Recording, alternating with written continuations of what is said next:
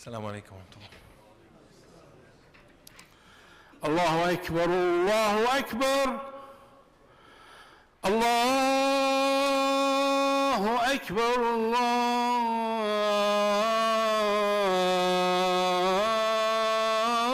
الله أكبر. أشهد أن لا إله إلا الله. أشهد أن لا إله إلا الله.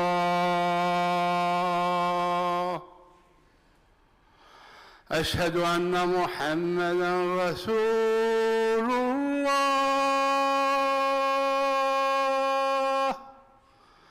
أشهد أن محمدًا رسول الله. حي على الصلاة.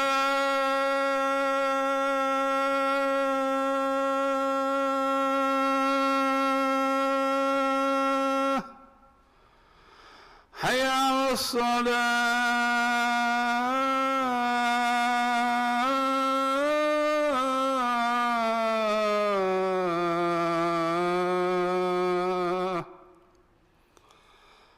حي على الفلاح.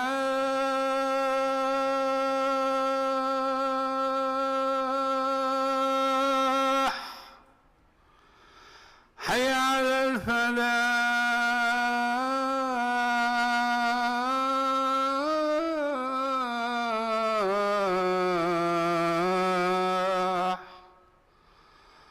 الله أكبر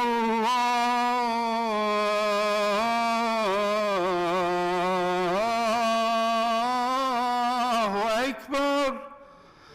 لا إله إلا الله.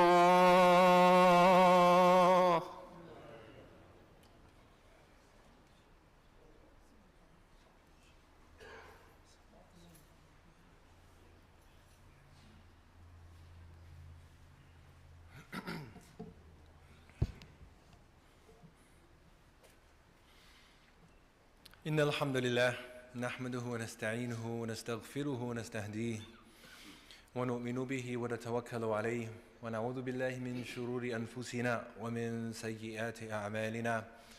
من يهده الله فلا مضل له ومن يضلل فلا هادي له. وأشهد أن لا إله إلا الله وحده لا شريك له. وأشهد أن سيدنا وحبيبنا وشفيعنا وقدوتنا وأسوتنا وقائدنا وأستاذنا ومعلمنا محمدًا عبده ورسوله وصفيه وخليله المبعوث رحمة للعالمين. أما بعد، فقد قال الله سبحانه وتعالى في كتابه الكريم بعد أعوذ بالله من الشيطان الرجيم بسم الله الرحمن الرحيم. يا أيها الذين آمنوا اتقوا الله حق تقاته ولا تموتن إلا وأنتم مسلمون. وقال تعالى أيضا يا أيها الناس اتقوا ربكم الذي خلقكم من نفس واحدة وخلق منها زوجها وبث منهما رجالا كثيرا ونساء واتقوا الله الذي تساءلون به والأرحام إن الله كان عليكم رقيبا. وقال تعالى أيضا يا أيها الذين آمنوا اتقوا الله وقولوا قولا سديدا يصلح لكم أعمالكم ويغفر لكم ذنوبكم ومن يطع الله ورسوله فقد فاز فوزا عظيما.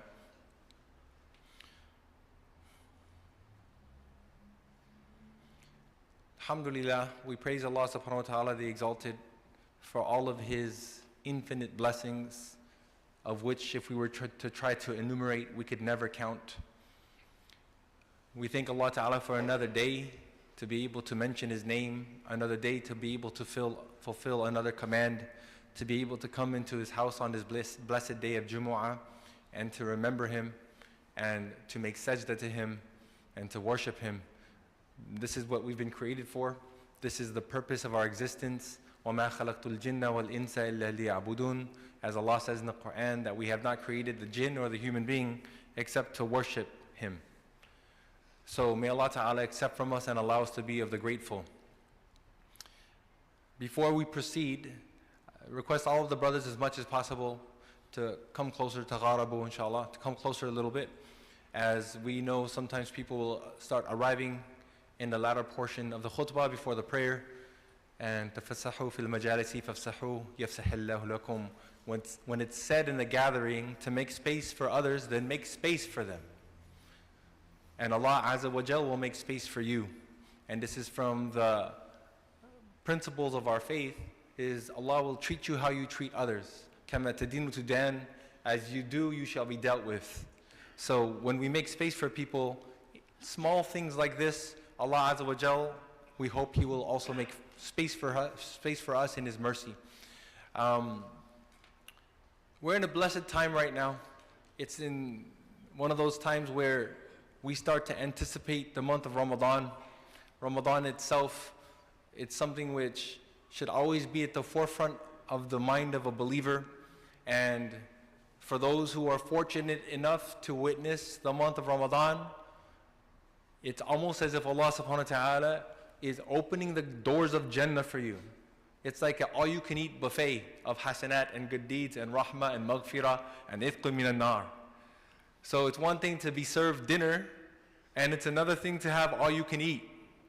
So yes, good deeds all year round. We try to do good deeds all year round. Allah's mercy is available for the believer all year round, but it's on a different level. There's levels to it. And we know that in the month of Ramadan, it's not just an ordinary steak dinner, but it's all you can eat. And this is why we have this anticipation, and this is why we have this hope that we can make it to that month. There's a hadith that I wanted to start with, which reflects on fasting. And then one of the beautiful things about our faith is the depth of our faith, the lessons which can be derived from our practice. Most of the time, yes, it's kind of clear, it's pretty clear-cut what Allah Azza wa Jal asks from us. But when you further examine some of these commands, there are lessons within the commands. Because Allah subhanahu wa ta'ala is the one who created us, so He knows what's best for us. He knows how we can improve ourselves. He knows what will be good for us, what will be harmful for us. He knows what will help us become the people that we are supposed to be. Allah ya'lamu man khalaq. Allah Azza wa Jal, He mentions that isn't the one who created the one who knows? Wouldn't the one who created know what's best for whatever He created? So this is Allah subhanahu wa ta'ala. The hadith is what our Prophet ﷺ mentions, رُبَّ صَائِمٍ لَيْسَ لَهُ مِنْ صِيَامِهِ إِلَى الْجُوعِ وَرُبَّ قَائِمٍ لَيْسَ لَهُ مِنْ قِيَامِهِ إِلَى السَّهَرِ. That perhaps there will be some people who fast, and there will be nothing from their fast except for hunger. And perhaps there will be some people who pray and stand in prayer, and they will get nothing from their prayer except for fatigue and tiredness.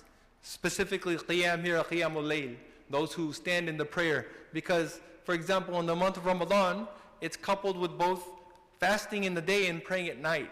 So we have the Taraweeh prayers, which have been established in the month of Ramadan. There's no Taraweeh outside of Ramadan. So while you can do extra prayers, for example, outside of Ramadan, and you can fast outside of Ramadan also, there is no obligatory fast like you have in Ramadan, and there is no prayers of the night like you have in the night in the month of Ramadan. So these are special opportunities that were given. And that's why مَنْ صَامَ رَمَضَانَ إِيمَانًا وَاحْتِسَابًا وَفِي رِوَايَةٍ مَنْ قَامَ رَمَضَانَ. That whoever fasts Ramadan and whoever stands and observes the month of Ramadan with faith and with hope for reward, غُفِرَ لَهُ مَا تَقَدَّمَ مِنْ ذَنْبِ, that all of his sins will be forgiven. They become like a newborn baby. So this hadith mentions that perhaps there will be some people who fast and they will get nothing from their fast except for hunger. and perhaps there will be some people who stand in prayer, but they will get nothing from their prayer except for sleepiness and fatigue. The reminder here is again that when we do anything in our faith, we do it holistically. We do it wholeheartedly. We don't just do things on the surface. We've been commanded to worship Allah with specific acts of worship, with specific acts of devotion. But it's not intended for us to simply do it. Well, we have to internalize it and bring it within. It needs to be something meaningful. The hope is that if we do it regularly and we continually struggle against the nafs, against the self, to do those things which Allah is telling us to do, that you will develop the inward reality of it, that you will become sincere. That's why sometimes it can be discouraging for us that we are doing certain deeds, but we don't see change in our life. Or we feel like, something happens and then we drop off a little bit. And then we start to wonder, like, why am I even like this? Don't worry about why you're like this, or why you're not like this, or why we're not a particular way. Just worry about doing what Allah wants from you, to continue doing what you're supposed to keep on putting your head down and working and struggling against yourself, because the sign of sincerity is that you never give it up. The sign of ikhlas is not that every single thing that you do will be sincere, but the sign of ikhlas is that you keep on doing it. And you don't abandon Allah subhanahu wa ta'ala's command in the bigger scheme of things. There's going to be some wins and there's going to be some losses. You can't win everything. This is like in life also. You don't win every competition you enter. You don't win every single promotion. You don't win every single thing that you do. But you don't worry about the little individual things. You have to look at the collective, the bigger picture. So if we stay steadfast in what we're supposed to do, this is the sign of ikhlas. This is the sign of sincerity. So the Prophet ﷺ is teaching us, yes, we're commanded to do certain things, but don't be content with simply the outward act of it. Because there will be some people who will be making their fast, but they will get nothing but hunger. And there will be some people who make their prayers, but they'll get nothing but sleepiness and fatigue. So we have to then remember that those commands which we have, even with Ramadan coming up and fasting, something like fasting, there is an inward reality to it. The lesson beyond simply giving up food and drink is that we should be giving things up for Allah. We should be giving things up that we like, that we enjoy, for the sake of Allah and for no other. That's why fasting is one of the most sincere acts, because you are really the only one who knows that you're fasting. No one really knows. You can tell people you're fasting, but you can very easily cheat also. And you can act like you're fasting and cheat. I know many of us who were here as kids growing up, some of you guys used to cheat in Ramadan. You used to sneak some snacks in when your parents were looking, but you were 6 and 7 years old. Inshallah, this is something which Allah Azza wa Jalla will overlook. But we also know from that as you get older, you can continue to cheat if you wanted to. And no one would know except for Allah subhanahu wa ta'ala. That's why it's a very sincere act. But when we fast, the last thing that we want to do, right, is abstain from those things which are actually halal, and we continue to indulge in haram. We continue to indulge in the haram. What is even the purpose of staying hungry and thirsty? Is it so bad to have a small snack or to drink some water because your mouth is dry? It's not bad. The purpose then is to establish a discipline in ourselves. Taqwallah. Taqwallah is actually a very intense form of discipline. That I'm conscious of my Lord. That I'm aware that my Lord sees me. So that no matter who's looking, I need to stay committed to what it is that I need to do. That's discipline. We know what discipline is in many other aspects of life. That you have to be disciplined in your studies, you have to be disciplined in your profession, you have to be disciplined in your exercise, because if you skip days and you have cheat days, those things can impact you. It's only the people who are truly disciplined that can really progress. Taqwa is a very intense form of spiritual discipline. And this is the purpose or the objective of fasting. لَعَلَّكُمْ تَتَّقُونَ. That fasting was prescribed on us so that perhaps we can develop taqwa. We can have that consciousness of Allah and that spiritual discipline which is required in order to progress in our faith.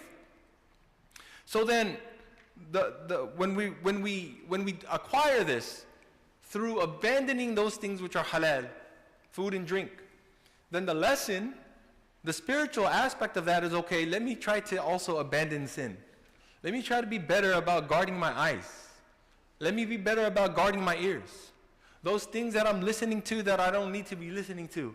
Those things that I turn on, whatever on my phone, my podcast, my car when I'm driving to work, I don't need to listen to those things right now. I could listen to things that are more productive, or I could just drive in silence. How about just being silent and thinking and remembering about Allah? This is a time where our silence is actually very valuable. We're going to be alone in our grave, and we have to get used to being alone with ourselves. Just us and Allah, with nothing else to distract us. And the more we are accustomed to doing that in this world, the more we will be able to transition into the grave.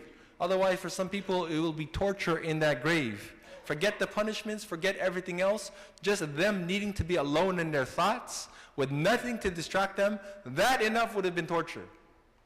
It's hard nowadays, you're just sitting doing nothing. What does everyone do? When you're sitting and there's nothing to do? Pick up a phone, start scrolling, death scrolling. All these things, we just need to be distracted. So Ramadan is teaching us, try to now abstain from those things which we're not supposed to be doing. Those things which we listen, those things which we look at. We've exposed ourselves, and rather I should say we've been exposed to access, and we've been given access to all types of haram things because of things like this phone. And if you're not disciplined, and we're not disciplined enough to prevent and stop myself from looking at things I'm not supposed to look at on this device, it's going to destroy people. It's a silent killer, because the Prophet ﷺ says that the eyes, the prohibited glance, the haram look is like a poisoned arrow that shaitan casts in the heart. And it's not the arrow that oftentimes kills the person, it's the poison. Those seeds of poison get planted into the heart because of the things that we look at. And then that's what ends up destroying a person. So Ramadan is supposed, and fasting rather in general, is supposed to teach us, I'm abstaining from things which are actually halal and aren't bad. What's the point? It's to prevent ourselves then from doing things which are haram. That we should be disciplined enough now to give up things that are haram. Now, why am I mentioning this now? We still got a few weeks until Ramadan. We start now in anticipation for this month. Allahumma barik lana fi Sha'ban wa balighna Ramadan. May Allah bless us in this month of Sha'ban, but may Allah help us make it to Ramadan. Anticipation should be there already. The excitement should be there already because of what that month is like for the believer. So we discuss it now because now is the time to start increasing those deeds. We know our own Prophet ﷺ. It has been mentioned about him in the past, from his wives rather, and I've mentioned this in the past, that Sayyidatuna Aisha, may Allah be pleased with her, she used to say that, I never saw the Prophet ﷺ fasting 2 consecutive months. Except for Sha'ban and Ramadan. He wouldn't fast for 2 consecutive months, except for the month of Sha'ban and Ramadan. He used to fast most of Sha'ban, rather he used to fast all of it. The entire month. This is how he would welcome Ramadan, by fasting an entire month before it. Now, I've also mentioned this in the past. This is one of those things from the life of the Prophet ﷺ where it's like, don't try this at home.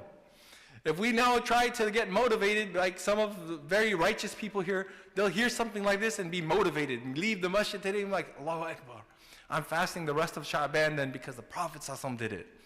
And that's from their good love of the Prophet ﷺ and their wanting to like imitate him. However, we know from another hadith, the Prophet ﷺ actually said, إِذَا بَقِيَ نِصْفٌ مِّن شَعْبَانَ فَلَا تَصُومُوا, that in the last half of Sha'ban, don't fast. Don't fast. لِحَالِ Ramadan. Right? And why not? Because you have to prepare yourself for Ramadan. Don't burn yourself out.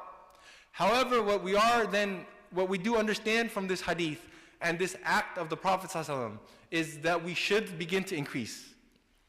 We don't have to then do everything to the max, but whatever we normally do, we should do more. And it's not just in our fasting. We've been lacking in the reading of our Quran. Pick up the Quran every single day from now until the month of Ramadan. Because the hope is, inshallah, in Ramadan, every day we'll pick up that mushaf and we'll read. We should do that all year round, yes. But in Ramadan, we will certainly do it, inshallah. Let's start that habit from now. Pick up the mushaf every single day from now until Ramadan. Give some sadaqah. MashaAllah, everyone becomes so generous in the month of Ramadan. Give something now. Start giving now. Allah will open the door for more good in that month. Make more dua to Allah subhanahu wa ta'ala. We're so preoccupied with ourselves and so preoccupied with trying to meet all of our goals and mashallah work hard and grind, and all of that is good. But don't forget who opens the doors. That you could work as hard as you want and you could still not achieve your goal. But Allah can help you attain even those things which you can't get through your work and through your effort. He'll give you more than you can get through your effort. So we work hard and we ask Allah, increase our dua. Because Ramadan is also a month of dua where we ask Allah subhanahu wa ta'ala and He gives us. So we should start increasing that. So we learn again from the life of the Prophet ﷺ in this month of Sha'ban. We increase our good deeds in general. Try to increase our good deeds in general. One of which again is fasting. But when that last half of Sha'ban comes, we should taper back the fasting. No more fasting after that. Unless it's a habit. Right? So we have some people, mashallah, it's their habit that they fast every Monday and Thursday. This is again the beauties of our deen. This is the beauty of understanding our scholarship. We're not just literalists, We're not just literalists and quote hadith and say this is what we do. We understand everything together. So even though the Prophet ﷺ says don't fast in the last half, if you regularly fast on Mondays and Thursdays, you can fast on Mondays and Thursdays right up until Ramadan.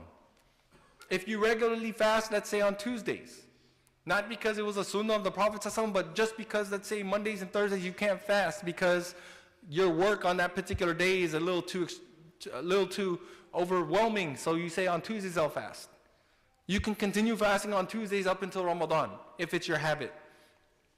But for the large amount of people who, let's say, don't regularly fast, then once that halfway point comes, we should stop. Now, why is this halfway point is also important? Because the halfway point of the month is the 15th of Sha'ban. And there's a hadith where the Prophet ﷺ once, he was in the home of our mother Aisha radiallahu anha, and she mentions, قالت ففقدت رسول الله صلى الله عليه وسلم ليلة فخرجت فإذا هو بالبقيع. That she woke up in the middle of the night and it was her night to be with the Prophet ﷺ. And she woke up and she saw that the Prophet ﷺ wasn't in bed. And she was missing him, where did he go? Could it be possible that he left me to go to one of his other homes? And this was something that made her feel very jealous. And she went to go look for him. And where did she find him? She found him in the Baqi'. The Baqi' is the cemetery out in Medina Munawwara where the companions are buried. It's a very, mashallah, Mubarak area you can imagine where companions are buried. And when the companions would pass away, then they would be buried there. And it's also a virtue to be able to die in Medina Munawwara and to be buried there. Because the Prophet ﷺ actually mentions that on the Day of Judgment, I will be the first one to be resurrected. And then my two friends, Abu Bakr and Omar, and they're buried next to him there in Medina Munawwara. And then he says, then all the rest of the people in the Baqi' will be the first to be resurrected.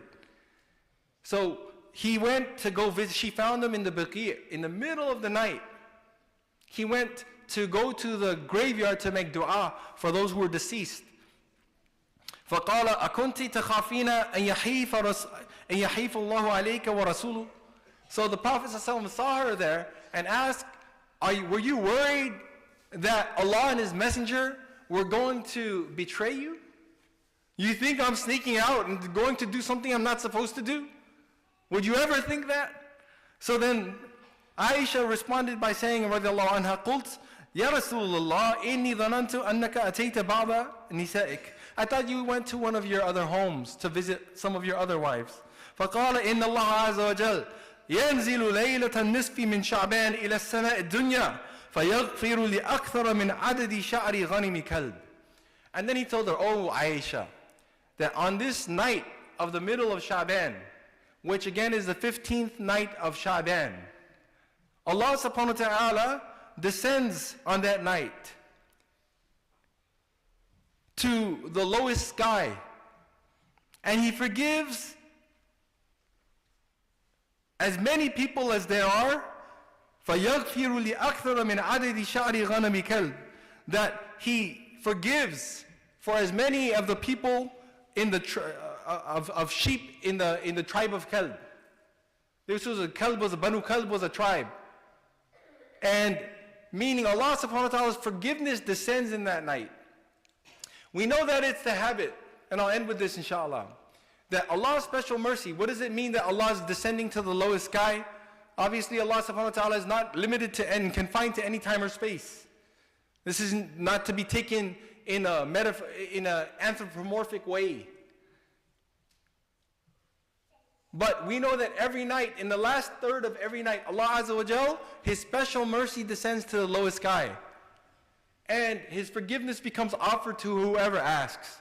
This is the virtue of the tahajjud prayers. For the night of the 15th of Sha'ban, it lasts for the entire night.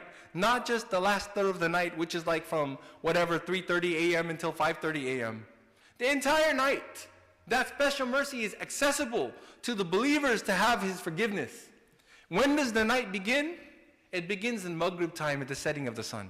Not even like where you're going to sleep. Not even Isha. Maghrib time until Fajr. That entire night, Allah subhanahu wa ta'ala's special mercy will be available to seek His forgiveness. Now, we find ourselves today on the 8th of Sha'ban. Next Friday, Jummah, will be the 15th of Sha'ban, which is why I decided to mention it now, because the 15th night is Thursday night. It precedes the Jumu'ah, so you may not hear another khutbah between now and then. So the 15th of Sha'ban itself will be on Friday. The 15th night of Sha'ban, Laylatul Nisfi min Sha'ban, will be Thursday night of next week. We should take some extra time to free up our schedules. Whatever shows you like to watch on that night, don't watch it that night. Do something more productive. Even if it's just telling yourself, those things which I know I probably shouldn't be doing anyway, I'm not going to do any of that. And then maybe also read some Quran. More effective than doing extra nawafil is actually tarkul munkarat, leaving things that you shouldn't be doing. On that night when Allah's mercy is going to be available to us in a way again like it's not in any other times of the year, then the person who is really deprived is the one who allows that to go by and they spend it in disobedience.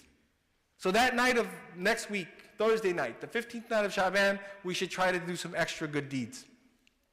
And in one of the hadith it mentions that Allah will forgive everyone on that night except for a polytheist, a mushrik, those who ascribe partners with Allah, or someone who holds grudges in their hearts. Let this time now leading up to Ramadan also to be a time when we try to heal our hearts. We think about people who wronged us and let those things go. Those are damaging for us. Holding on to grudges does nothing to the person who you have a grudge against. It doesn't make them feel any worse. Rather, if they really are that bad, they're probably laughing at you for being so hurt. Let it go. If it's another believer, let those things go. Learn how to forgive in our heart. And forgiveness doesn't have to mean that you do everything with that person again, but you just move on with your life. Don't feel that baggage anymore. And if we do keep those grudges, where you don't even say salam to someone for personal reasons, then the Prophet says Allah will forgive everyone except for this type of a person who holds those grudges. May Allah subhanahu wa ta'ala help us take advantage of the rest of this month of Sha'ban, to do extra good deeds, to observe the night of the 15th of Sha'ban, which is next week, and to continue to worship throughout the month of Sha'ban and help us witness the month of Ramadan. Allahumma barik lana fi Sha'ban wa ballighna Ramadan wa akhiru da'wana alhamdulillahi rabbil alameen.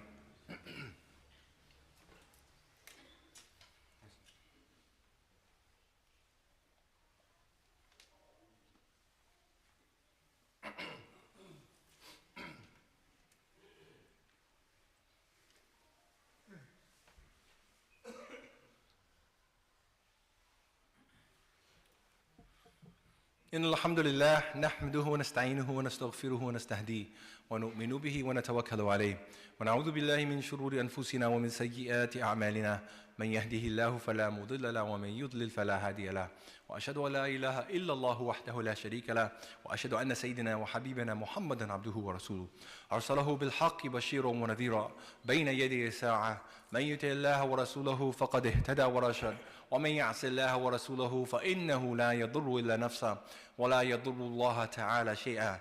أعوذ بالله من الشيطان الرجيم. إن الله وملائكته يصلون على النبي يا أيها الذين آمنوا صلوا عليه وسلموا تسليما. اللهم صل على محمد وعلى آل محمد كما صليت على إبراهيم وعلى آل إبراهيم إنك حميد مجيد. اللهم بارك على سيدنا محمد وعلى آل سيدنا محمد كما باركت على سيدنا إبراهيم وعلى آل سيدنا إبراهيم في العالمين إنك حميد مجيد. اللهم اغفر للمؤمنين والمؤمنات والمسلمين والمسلمات الأحياء منهم والأموات. اللهم اشرح صدورنا للإسلام. اللهم حبب إلينا الإيمان وزينه في قلوبنا وكره إلينا الكفر والفسوق والعصيان واجعلنا من الراشدين وجعلنا من الراشدين. اللهم اغفر لأمة محمد صلى الله عليه وسلم. اللهم ارحم أمة محمد صلى الله عليه وسلم. اللهم تجاوز عن أمة محمد صلى الله عليه وسلم. اللهم انصر الإسلام والمسلمين. اللهم أعز الإسلام والمسلمين وأذل الشرك والمشركين ودمر أعداءك أعداء الدين. اللهم إنا نجعلك في نحورهم ونعوذ بك من شرورهم. اللهم إنا نجعلك في نحورهم ونعوذ بك من شرورهم.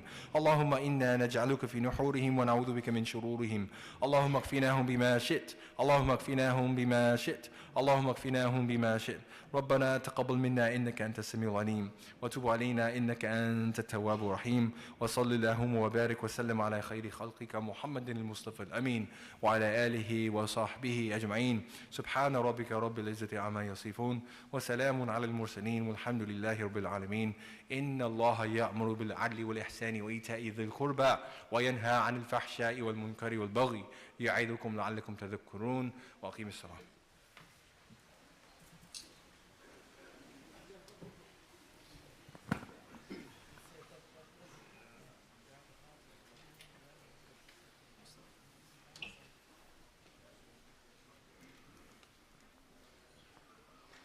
الله أكبر الله أكبر. أشهد أن لا إله إلا الله. أشهد أن محمدا رسول الله.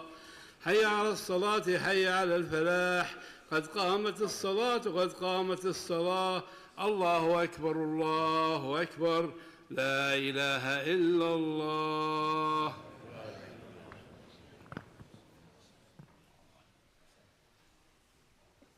سووا صفوفكم فإن تسوية الصفوف من إقامة الصلاة.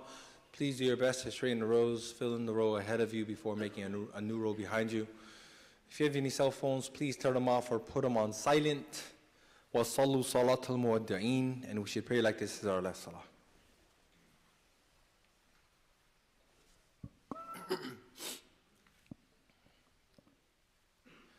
Allahu Akbar.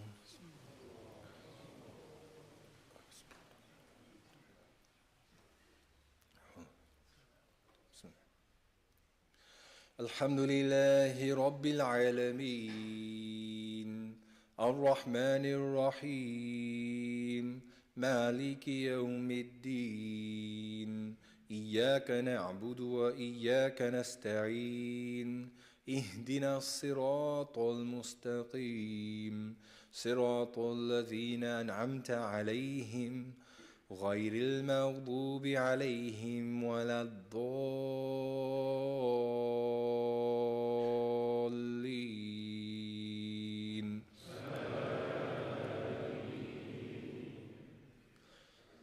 لله ما في السماوات وما في الأرض وإن تبدوا ما في أنفسكم أو تخفوه يحاسبكم به الله فيغفر لمن يشاء ويعذب من يشاء والله على كل شيء قدير.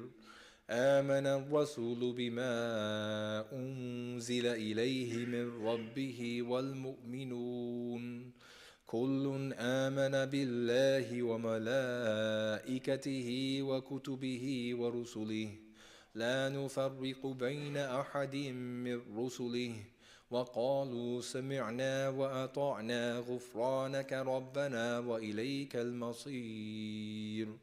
لا يكلف الله نفسا إلا وسعها لها ما كسبت وعليها ما اكتسبت ربنا لا تؤاخذنا إن نسينا أو أخطأنا ربنا ولا تحمل علينا إصرا كما حملته على الذين من قبلنا ربنا ولا تحملنا ما لا طاقة لنا به واعف عنا واغفر لنا وارحمنا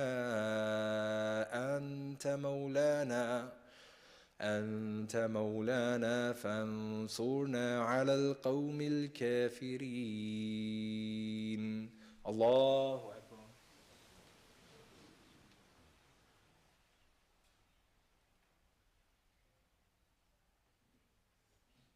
سمع الله لمن حمده. الله أكبر.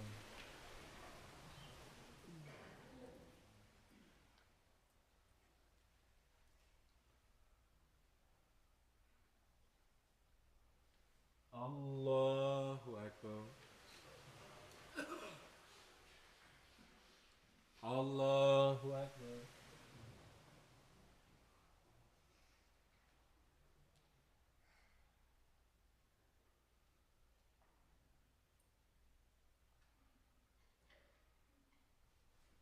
الله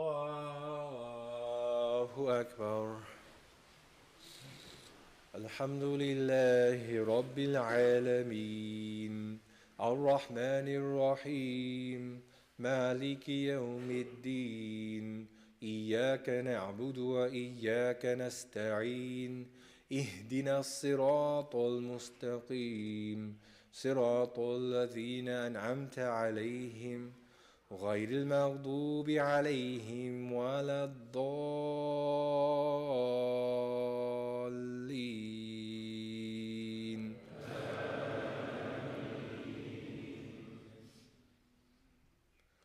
ألم نشرح لك صدرك ووضعنا عنك وزرك الذي أنقض ظهرك ورفعنا لك ذكرك فإن مع العسر يسرا إن مع العسر يسرا فإذا فرغت فانصب وإلى ربك فارغب. الله أكبر.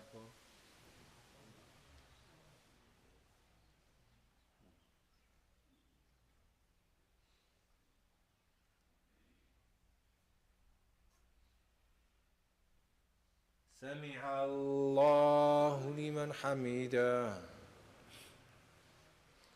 الله أكبر.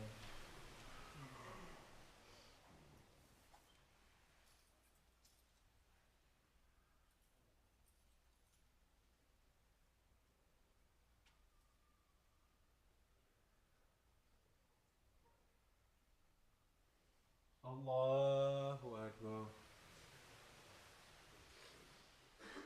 الله أكبر.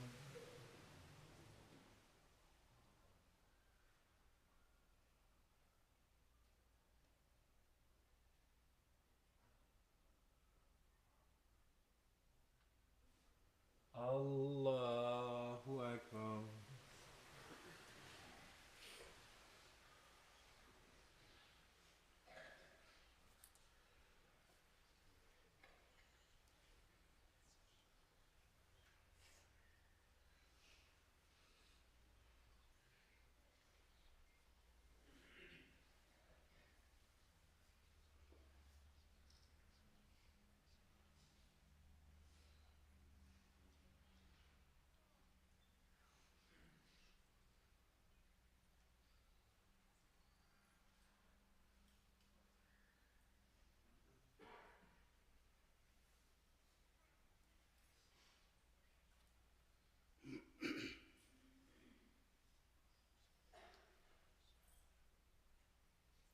السلام عليكم ورحمة الله.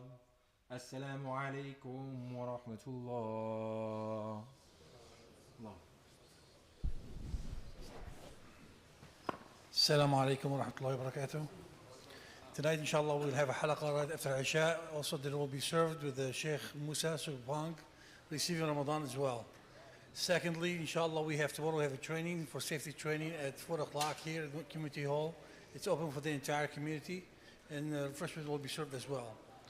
On Friday, we have Shaykh Azimuddin Ahmed coming to town, inshallah, from Darus Salam.